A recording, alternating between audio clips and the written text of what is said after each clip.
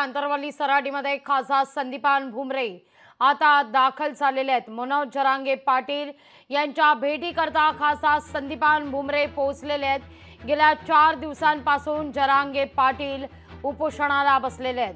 पाणी घेण्यास आणि उपचार घेण्यासही जरांगे पाटील यांनी नकार दिलेला आहे आणि खासदार संदीपान भुमरे जरांगेंच्या भेटीकरता पोहोचल्याची ही थेट दृश्य आंतरवली सराटीतली आपण पाहतोय।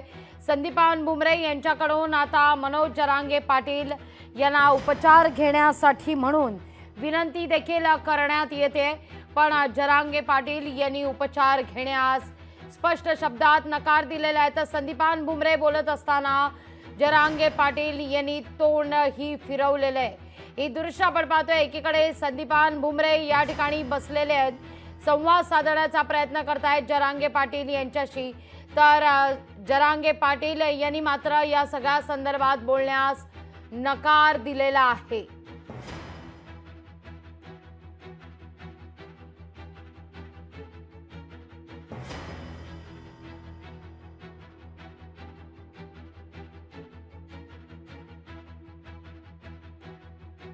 सगळ्याविषयी बोलण्याकरता आपले प्रतिनिधी सुधाकर जाधव आपल्यासोबत जोडले गेलेले आहेत। सुधाकर, ही दृश्य आपण पाहतोय।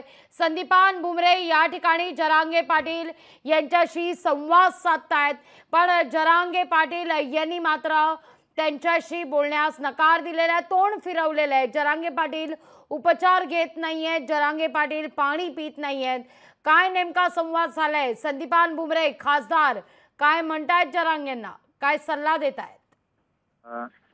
निश्चितच लागीचे आपण जर पाहिलं तर छत्रपती संभाजीनगर येथील खासदार संदीपान भुमरे आता थोड्या वेळापूर्वी आंतरवली सराटीमध्ये दाखल झालेले आहेत आणि जरांगे पाटील यांना विनंती करत आहेत, उपचार घ्यावा अशी विनंती जरांगे पाटलांना संदीपान भुमरे यांनी केली आहे। मात्र जरांगे पाटील यांनी उपचार घेण्यास नकार दिला आहे। जरांगे पाटील आपल्या मागण्यावर ठाम आहे, जोपर्यंत मागण्या मान्य होत नाही तोपर्यंत उपचार घेणार नाही असं देखील जरांगे पाटील बोलत आहे। त्यामुळे संदीपान भुमरे वारंवार विनंती करत आहे, सरकार सकारात्मक आहे, मराठा समाजाच्या आरक्षणाच्या बाजूने सरकार आहे, सरकार सकारात्मक आहे। मुख्यमंत्री एकनाथ शिंदे सोबत मी आणखी चर्चा करणार आहोत असं देखील संदीपान भुमरे बोलत आहे। मात्र जरांगे पाटील आपल्या आरक्षणाच्या मागणीवर ठाम आहेत, उपचार घेत नाहीये।